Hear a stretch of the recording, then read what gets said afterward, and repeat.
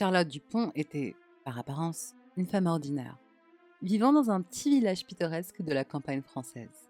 Elle était connue pour être polie, son sourire charmant et son amour des antiquités. Ce que ses voisins ne savaient pas, c'est que Charlotte avait une obsession, une sombre obsession, une faim qui rongeait son âme. C'était une prédatrice, et son terrain de chasse était Le Bon Coin, le site populaire des petites annonces. Le profil de Charlotte était simple. Une femme d'âge moyen, avec un vif intérêt pour les meubles vintage, faisant de belles offres aux acheteurs. Elle a toujours posté des photos séduisantes d'antiquités rares et belles. Une armoire en chêne sculptée, un miroir doré orné, un fauteuil en velours qui semblait sortir tout droit d'un salon du 19e siècle. Ses prix étaient toujours trop beaux pour être vrais, attirant les collectionneurs et les chasseurs de bonnes affaires. Son piège était simple. Les antiquités étaient réelles, mais une fois que quelqu'un entrait dans sa maison, il ne partirait pas. Un soir pluvieux d'octobre, Charlotte a mis en ligne sa dernière annonce. Un bureau Art Nouveau rare, pratiquement gratuit. En raison d'une prétendue urgence familiale, en moins d'une heure, elle a reçu un message d'un homme nommé Julien. Il était poli, enthousiaste et semblait désespéré de posséder le bureau. Puis-je venir ce soir a-t-il demandé. Charlotte a souri à son écran, ses doigts dansant sur le clavier. Bien sûr, je vais nous faire du thé. Ce sera une soirée de négociation et ce sera très agréable d'avoir la compagnie. Lorsque Julien est arrivé, Charlotte l'a accueilli chaleureusement.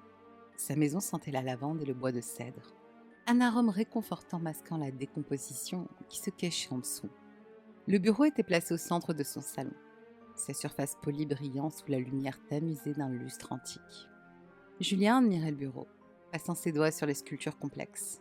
« C'est incroyable! Êtes-vous sûr du prix ?»« Ah, absolument. Ça prend juste de la place. En outre, vous semblez être la personne parfaite pour l'apprécier. » Elle lui a offert du thé, saupoudré de sédatifs. Alors que Julien sirotait, ses mouvements ralentissaient, ses paupières devinrent lourdes. Il a essayé de tenir debout, mais ses jambes ont cédé. Charlotte l'a attrapé. Elle était d'une force surprenante pour un si petit gabarit. Chut, un nouveau ajouté à ma collection. Voilà ce qu'elle a murmuré pendant qu'elle lui caressait les cheveux. Charlotte a traîné le corps mou de Julien dans son sous-sol, un espace caverneux, caché derrière une porte verrouillée. La pièce était une galerie macabre. Ses victimes précédentes étaient posées comme des mannequins, vêtues de vêtements vintage qu'elle avait collectionnés au fil des ans. Leurs yeux, ternes et vitreux, regardaient dans le vide. L'odeur de la pourriture était masquée par de l'encens, mais l'air était épais et dégoûtant. Elle a placé Julien sur une chaise, l'attachant fermement. Il a commencé à remuer, ses gémissements groggy résonnant dans la pièce humide. Charlotte se pencha, approchant son visage à quelques centimètres du sien. « Vous, les collectionneurs, vous êtes tous pareils. Toujours vouloir, toujours prendre. Mais les règles ont changé. Tu seras à moi. » Les yeux de Julien s'écarquillèrent de terreur, alors qu'elle lui enfonçait une longue et fine lame. Elle a travaillé méthodiquement, faisant des entailles pas trop profondes, s'assurant qu'il reste en vie le plus longtemps possible. Elle a savouré la façon dont la lumière dans ses yeux s'est estompée, petit à petit, jusqu'à ce qu'il ne reste plus rien. Quand elle a terminé, elle a nettoyé la lame avec minutie et a habillé Julien d'un costume sur mesure qu'elle avait acheté dans un marché aux puces. Elle a positionné un bureau antique dans le coin du sous-sol, un stylo à la main, comme s'il était en train d'écrire. « Parfait !»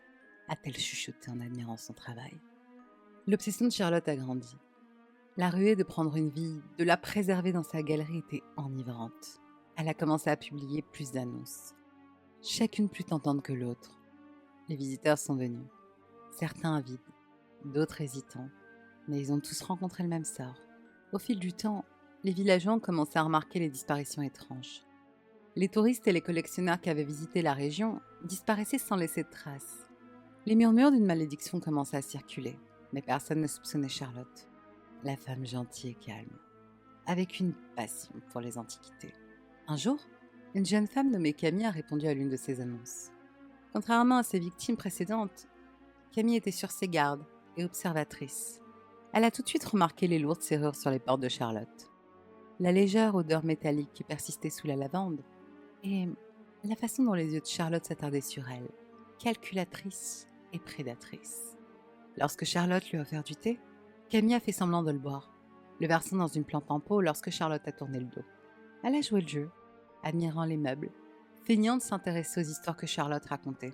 Mais lorsque Charlotte l'invite à voir les vrais trésors au sous-sol, Camille a hésité. Sentant le danger, elle a trouvé une excuse et est partie, promettant de revenir avec un camion pour transporter son achat. Dès qu'elle a été hors de vue, Camille a appelé la police. Lorsque la police est arrivée chez Charlotte, elle les a accueillis avec une surprise feinte. « C'est un malentendu, j'en suis sûre !» a-t-elle dit, son sourire désarmant. Mais quand ils ont demandé à voir le sous-sol, son sang s'est glacé. Les officiers ont forcé la porte et sont entrés, descendant les escaliers qui grinçaient sous leurs pas. Ce qu'ils ont trouvé les entrées pour toujours. Les corps préservés, la puanteur de la décomposition, la scène grotesque de la collection de Charlotte. Charlotte ne s'est pas laissée faire. Elle a attaqué les officiers avec un couteau qu'elle avait caché dans son dos. Ses cris résonnant dans la maison. Il a fallu 3 d'entre eux pour la maîtriser. Et même s'ils y sont parvenus, elle continue à rire. D'un rire machiavélique. « Ils sont à moi, vous ne pouvez pas me les prendre !» Elle hurlait. La maison de Charlotte a été condamnée. Son histoire a fait la une des journaux, la nommant comme le boucher du bon coin. Mais certains disent que son esprit persiste.